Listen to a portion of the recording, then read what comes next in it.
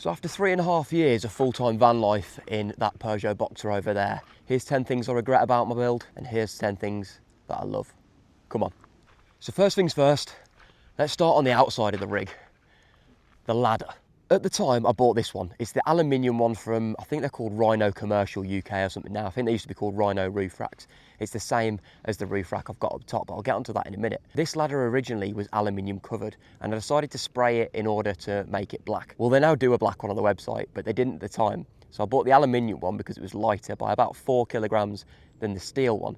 But the steel one was black, and all the paint's chipped off that one now because I didn't do a very good job. So I'm gonna have to repaint it, but it is one of my regrets about it because it looks flaky and it don't look the best. But it does do the job, and it's a pretty grippy, good ladder. I think in hindsight, what I would have done is gone for the Mule Vans one on the left-hand side, where it's a ladder and a wheel carrier. So I could have a spare wheel on there as well as having my ladder all in one. So next would probably be my roof rack. Now this is also by Rhino Roof Racks, and this is the one for the extra long wheelbase Peugeot Boxer, Ducato, Relay, all that sort of stuff. I actually don't think they sell this one anymore either. I think they only sell an aluminium version, which is a lot better, and I would definitely opt for an aluminium rack if that's what you're thinking about going for, because this one is steel and I think it weighs about 55 kilograms. So it's pretty hefty, pretty heavy. And I think you can get like an aluminium ones that weigh like 15 to 30 kilo. So it's a bit of a no-brainer, to be honest. Also, a few problems with this being steel is where it's rusted in places. I've had like marks down the side of the van before where it's rusted out and like dripped down the side of the van, as well as on the brackets on the roof. There's a bit of rusting that I need to sort of take them off, respray them and make them look funky again. It does, however, look very cool and is a great place to mount my solar panels. I used to have decking up here, but it was super heavy, so I got rid of it. I didn't sip as many pina coladas as I thought I would up there. Next would be my tyre choice. Now, I think that the general AT3 grabber, which is what these are, look great on the Peugeot Boxer, but I would maybe like a little bit of a better capability from something like a BF Goodrich. I suppose you get a little bit of better MPG with these, but the BFs are a little bit more aggressive, and in turn, they'll last a little bit longer because of the tread pattern and how deep it is. These have been a great tyre though, so I feel like for the outside, these are a little bit of a half regret. I think we'll head inside to see where some of my larger regrets might be. Come on. Now, I firstly want to iterate that I absolutely love this van, and it's been a dream to live in. But some things make it harder and some things make it easier. It's just the way that it is. And over 3.5 years of living in it, you start to realise what you'd change on the next build or what you might do another time. So let's start rattling through them on the inside, eh? That right there is a blessing and also a bit of a con. I love that. I absolutely love it. The swivel seat, turn it round, 360, not 360, well you can spin it around 360, but you turn it around 180 and bish bash bosh, you're good to go. Do you know what I mean? You're chilling out like this and it just adds that extra dimension, that extra passenger seat, that extra couch to the van, and it ain't taking anything out the back. The bulkhead's gone, which is the sort of division wall, if you don't know. But with the bulkhead gone, you know, you've just got this extra space and an absolute turd load of extra windows up front, which, you know what I mean, you can't complain about. But that's where it stops. There's two things about the swivel seat I don't like. One, it's really hard trying to keep it clean. The ruts and all the stuff on the underside of this swivel seat, like where I added the base plate in, it collects dust like really quickly and really easily, and because it's black it shows up quite a lot. I can get away with that, do you know what I mean? Cleaning's clean, it's one of them. I wish I'd done at the time, which is my regret, I wish I'd put the driver's seat in as well. I wish the driver's seat swiveled, because I think it'd be a class idea, yeah. And I think I might do this on my next build. If I swivel this seat facing in that way and swivel that seat facing towards me, you get one of those little tabletop like posts that go into the ground there, into the floor, and then you have a table in between these two. You sat facing each other having your dinner, and you've got that massive window there, man. You're parked facing onto the seafront or whatever, and it'd just be bliss. It'd be like you're in one of the flipping 5-star resorts or 5-star whatever you might call them, but you've got a steak for flipping £8 a piece rather than 30. You know what I mean? So yeah, I'd be down on my next build, and that's a regret that I didn't do both swivel seats, just this one. That then brings me onto my sink. Now, I absolutely love this sink. It's class. It's got this draining board so you can wash up and then chuck your stuff on there to dry out afterwards.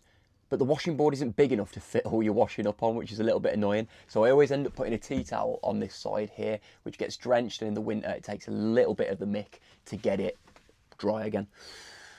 Another problem with this sink, as much as I love it and as hard wearing as it is, and you don't get the ting ting ting banging round of it that you would of a metal one, which in its own turn means that if you leave washing up in the sink while you have to go and drive somewhere, it isn't as loud and as audible while you're trying to drive the van as a metal one would be. This is very flipping heavy, this sink, man. Super heavy. So, in hindsight and in the future, on future builds, I'll be putting a steel sink in because, yeah, weight and washing board accessibility. Do you know what I mean? It's got its pros and cons, but it's a regret. However, for my sink setup, I absolutely love this tap. Now, you've got that sort of standard one. I won't go too mad because I'm going to run out of water. And you know what they say? No water, no washes. Some van life stuff going on there. I don't want to be having to run out in the middle of the flipping day. This is my last jug of water that I've got, BT dubs. It's a shower head as well, and it pulls out. It's class for rinsing the dishes off. And what I do as well, I don't have my keys on me, so I better not lock myself out. When I bring, this is easier from the inside. When I bring this door shut too, like so, what I can do then, where are my keys? There they are. I'll lock myself out for the sake of a video. Bex, you got the spare key? Can you go and get me? Like this, you got the window open. You can shower out the side door of your van like this. Do. On, off. I need to turn that on then, I got drenched. Turn that on, bish, bash, bosh. And if you have the side door open, or the back of your cabin, it's going to get drenched, so it's good to have that straight out the window. It's just the outside of your van that gets wet. Getting a free jet wash. So obviously that element of the sink is class. I regret the sink, but I do love the faucet itself. And that faucet was like 25 quid off eBay, man. But another regret is, I think, where the water system is. Like, I enjoy this, and it'd be a lot less hassle if I had like a water tank. I wish I'd done the motorhome thing, man, instead of like the van life thing, which is a jerry can for basically pumping your water up into your tap, and a jerry can for your grey waste. I feel like I spend so much time coming in here, pulling this out, chucking it like that, grabbing my grey water jerry can out, trying to find somewhere to get rid of it, which isn't easy a lot of the time. That's not like minging in there, by the way, that's coffee granules. I think I carry this off sometimes to go and do like, oh, I'm just going to get rid of my grey water, which has got like bio detergent in it, so I'm not like killing fish and that. And people think that I'm going to dump my poo because it's a bit brown. I do need to bleach this, to be honest, and I'll probably swap it out for a fresh one at some point because it's been in there yonks and it's starting to hum, to be honest. Yeah, you don't want that flipping coming up while you're trying to eat your Sunday dinner. So I've got a 25 litre jerry can there, and then next to it I've got another 25 litre jerry can, and then in the garage in the back under the bed I've got another further 3 25 litre jerry cans. So I've got 125 litres of water that I can carry around at one time, which is pretty good, to be fair. Like, if you're on your own, that'd last me, well, how long have these two lasted me? And I've still got, that's full. So this single one, I changed it over this morning, and that lasted me 3.5, 4 days, 25 litres. And that's with one shower, which I did out the side door here. That costs about 8 litres, I've got a pump shower. The rest of it was like washing up 3 times and like splashing my face in the morning. I don't drink out of there at the minute because I need to clean the system through with like these tablets you can get. So I've been drinking bottled water. So all in all, I've probably used about 35 litres over the last 3.5 days, 4 days probably. Yeah, which is pretty good, to be fair. So like, you can tell how ecological flipping, is that the word? I don't know if that's the word, but you can tell how ecological van life is compared to living in a house, because you'll smash that in like one long shower, man, when you get back from a footy game or something. So that fits back in there. Bish bash bosh. That is definitely a positive that I have. Not only have I got a water pump, but I've got the accumulator system as well. So it means that like, even if you turn your pump off, you still get like probably 10 seconds of water, and it constantly keeps it pressurized. So you don't need to worry about like the flow rate dropping and it being a bit carnage while you're trying to wash your dishes or whatever. Yeah, bueno. This is 100% a, oh mate, I love it. This is the Thetford triplex oven, so this is a good point for sure. A few things that's annoying about it, I've actually never hooked it up. That's your 12 volt clicker there that's like supposed to light your ignitions. I never actually bothered because time and that, and just never got around to it. I just light it with a lighter all the time, but apparently these go. I don't know that for personal experience because obviously I never hooked it up, which means it still works probably. Apart from like being a bit of a biatch to clean, it's pretty good, man. And Yeah, it just means I can bake bread, I can do baking, I've got 3 hobs on top. It's class, man. That's why it's called the triplex, I think, because it's got 3 hobs on top. But, and here comes the regret, is my gas setup. So underneath here is where I've got my bin storage, you can see it there. And underneath there is where my gas bottle is.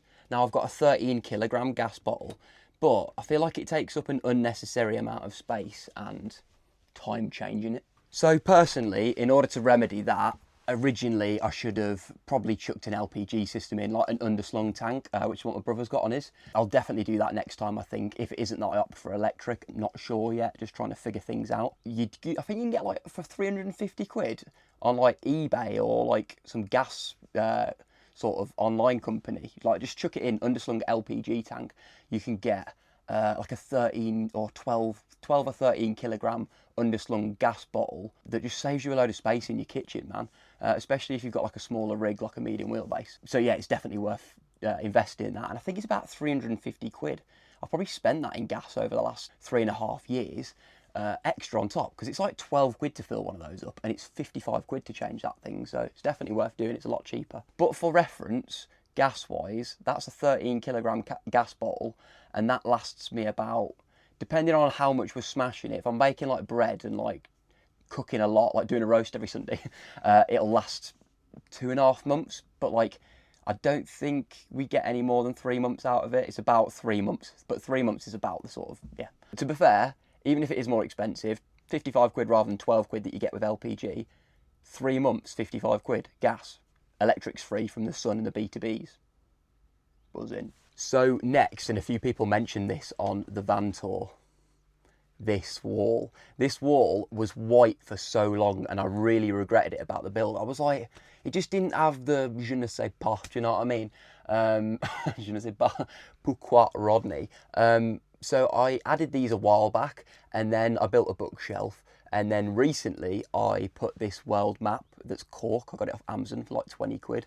I put that up, and this stag's head that I had for like my 16th birthday or something up there. And now I just hang necklaces off here and stuff. And it's just giving it a little bit more vibes. Do you know what I mean? And that was like a big regret of mine for a while. Obviously I've sorted it out now, but when you move in, man, if you're getting into your van, or, you know, even if it's like your weekend rig or your holiday rig, make it yours. Like, get in there, pimp it out, enjoy it, and like give it some personal touches, man. Especially if it's in like a pre-built or something like that, you want to add your own elements to it. I think that's something that maybe deterred me from a while. I looked around in here and I was like, it seems a shame to put stuff up because I spent so much time, so much hard work. I put every screw, every nut, every bolt, planed every piece of wood to go in this van, painted every nook, every cranny, and it seemed a shame. But I think, yeah, definitely a regret is that I didn't do that sooner. So yeah, that's a bit of a free one. I just thought of, you know, off the bat, because I enjoy this. And that's actually, this world map, we've put little pins in it. You've got like silver for all the places we have been, and gold for the places that we want to go. I got it off Amazon. I'll link it below if you're interested. It's quite cool, isn't it? Just hide that stuff behind that pillow for a minute. Yeah, you didn't see that. Nobody saw that. The overhead storage. Now, this runs down the length of the van, swipes across the back, and then comes down this side. That's my clothes storage. That's Becky's clothes storage. That's where the kitchen appliances go. And the next one over is where like the toast is. I keep the bread, glasses, bits and bobs like that. So this bitch is, it's been a little bit of a, I don't know, man. Like, I like the amount of space you've got up there. I keep a lot of camping gear up here, as well as parcels that we're sending. There's a hot water bottle there, random coats.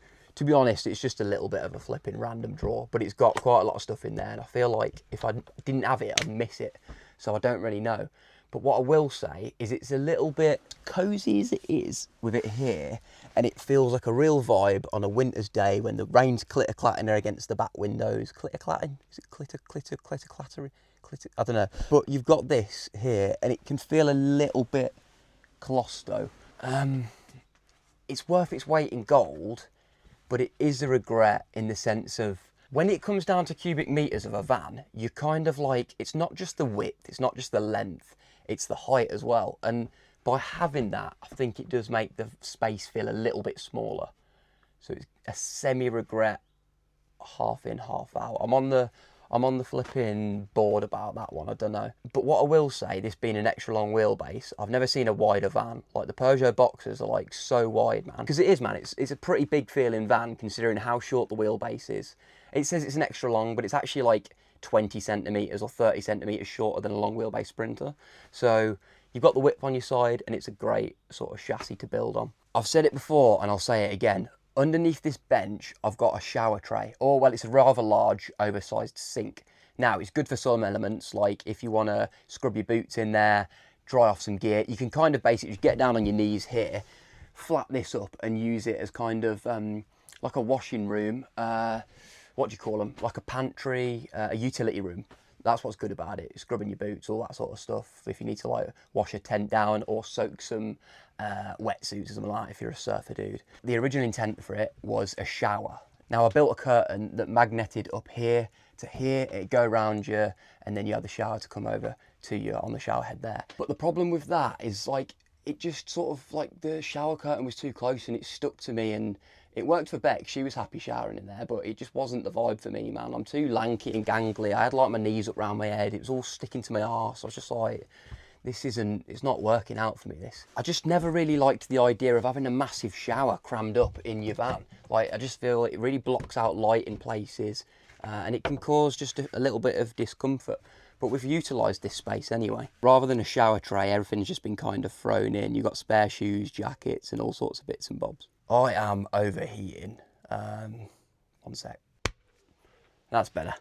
Which brings me on to overheating, getting a little bit hot. Now, this is one of the things that I love. The Max fan. You've heard the hype, man. The MaxxAir fan, I don't know what they're called, but it's the one. I'll link it below.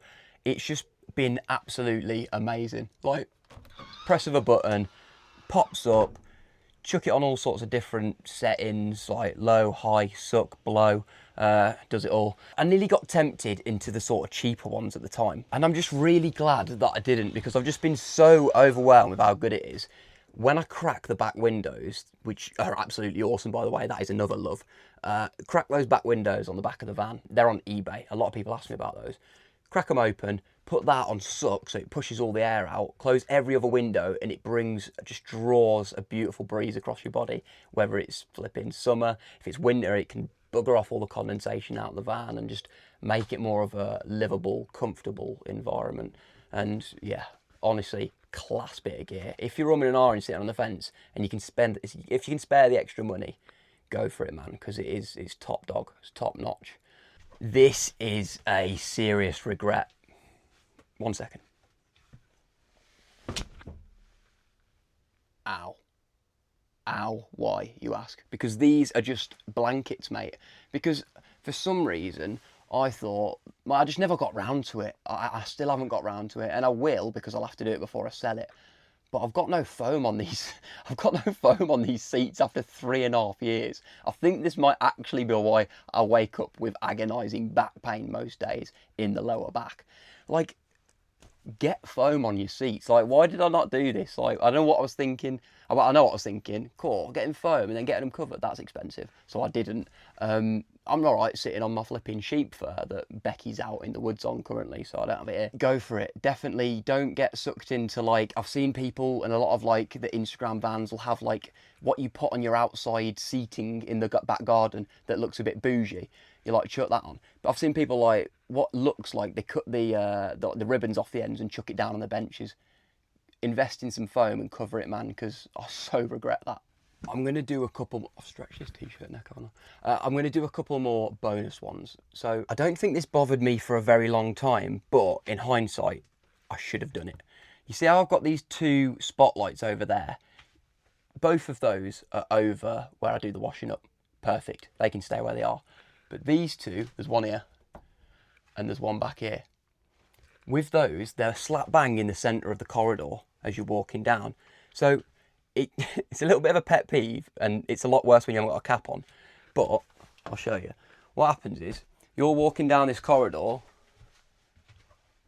bright, and it's like, it just sort of, bright, something I'm not.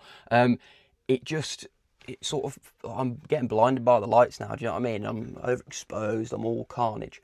I'd have kept those two where they are, and these two, I'd have just shoved them that way a bit. And then you've got the sort of ambience of these filling in the light in that direction, and those passing light over here and filling in the blanks, whereas these are just sort of causing a bit of carnage. Also, to add to lighting, I used to have a strip of LED, like cheapo fairy lights that run underneath here. They're still there, they just don't work anymore. But what I did buy was like a rubberized LED strip that runs the length of it underneath. I haven't fitted that yet, but my regret after 3.5 years is that I haven't just put that on sooner, because I could switch that on, turn it up and down as so, and then rather than just relying on this single sort of wobbly one because it's snapped and I still need to replace that. Yes, van life, timing, world stuff, you just get on with it. I could have just had an LED strip that run the length, blasting down onto my potatoes or chicken or whatever it is that I'm cutting while I'm cooking up a culinary dish. That would have made my life a lot easier. But for some reason, an hour job in 3.5 years has just not happened yet. I don't know.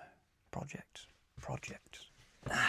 Now, the size of the van. Although I mentioned earlier, this is an extra long wheelbase. It's very wide and it's a great size, like axle to axle, like wheelbase length, as well as the overhang. There's not a massive amount of overhang. It's a great size van. It's a small van for the size that you've got inside. Like, I think this outperforms a long wheelbase Sprinter in cubic volume for the actual outside appearance and literal size, which is class. But it's still quite a long wheelbase. There's still quite a big difference between the front set and the back set, which sometimes doesn't give you the best clearance. And in a Jake that has in his mindset, let's go madder places, go off-road more, get this bitch stuck, that's concerning, because it's not very hard to get this one stuck. It's front wheel drive, which you know I've had upset with in the past because I'm a little bit of a monkey on the old mountain passes in the rain and the wet and the snow, and sometimes getting around corners and stuff like that can't quite be as achievable in such a long front wheel drive as it could in a rear wheel drive. I know there was the differences that people have said about, what about in the snow, Jake? You know, obviously there's pros and cons for front and rear wheel drive vehicles. This van is still, and it's probably my biggest regret, it's still quite a big van. That brings its own pros and some of the reasons that I love this van, because it's big, it's homely. I've kitted it out in a way that it feels like a farmhousey style. I feel like it's got that sort of Instagrammy look about it without actually just being one of these Instagram vans where they like do yoga and stuff and don't actually go outside. It's a usable van, and it's been brilliant and I've loved it. But there's the rat you can probably smell. I want to go smaller. I want a smaller van that I can take places I shouldn't. Probably something like a medium wheelbase instead of an extra long. So yeah, in time and short term rather than long, I'm gonna start thinking about moving on to my next rig. Oh, bollocks! You've been thinking about your next rig since you bought this one, because that's just the way that we all work in it with this lot. Oh yeah, the next one. Oh, my next rig, even though you just bought it. It's just the way it works. I think my time with this one's run its course a little bit. Yeah. If anyone wants to buy it, let me know. Like I said, I've listed off a few things that I'd change. I need to sort, like cushions and doing a few titivation bits, like repainting ear bits and bobs like that, sorting out cosmetics. But yeah, if you want to buy her and get that story, get that journey with the next rig sorted, then I'll drop some details down below of the specs and all that sort of stuff. And yeah, email me if you're interested.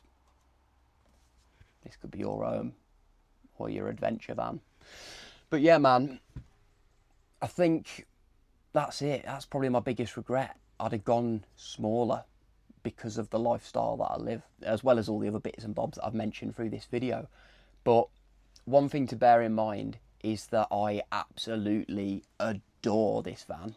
And honestly, I'm getting a bit I get a bit flipping upset, mate, thinking about getting rid of her, because she bow. Like, it's bow. Oh, Bex, it's in bow. Oh, this, it's in bow. Oh, yeah, grab that. It's in bow. Oh, in bow, yeah. And I just spoke about it so much on my channel. It's my it's my home. It's been my home for a very long time. Yeah. and I love her. And there's so many brilliant things about this van, the way I designed it, the way it just works for me. But we change as people over time, don't we? And there's brilliant cons and there's a lot of regrets. And what I could do, because I wouldn't, and I'd love to do it, I'd love to just strip out the bits I don't like, do a few bit of innovations and change it here and there. But I'm like, if I can get what I want for this van, then there's no point. I might as well just move on, buy a new rig, start afresh and start a new journey. So I suppose to the ones that, you know, have got this far in the video and the ones that have followed for a long time, have been here since the start of Operation Boxer, it feels like it's starting to become the end of an era. Now, this isn't the end because, you know, I've still got to flipping do all these jobs and I'm definitely going to be in it for the next couple of months unless someone, you know, gets down below and says, yeah, mate, I'll have it. No messes, by the way. I don't need that in my life. I've just got enough stress living in it and then trying to sort it out for sale. There's going to be a few more adventures in her. Don't you flip in mind. But there is some serious build stuff coming up. Some serious build stuff coming up in the next 6 to 8 months. So be ready, be aware. And the regrets, the 10 regrets, there's probably been more. The 10 regrets and the 10 absolute loves about this van. Thank you for watching. Absolutely love you all. You're all brilliant. Thanks for rocking up every week and being absolute top legends and being you bloody my journey mates to my journey. Peace. One love, you flipping awesome muckers. Have a good one, and we'll see you next week.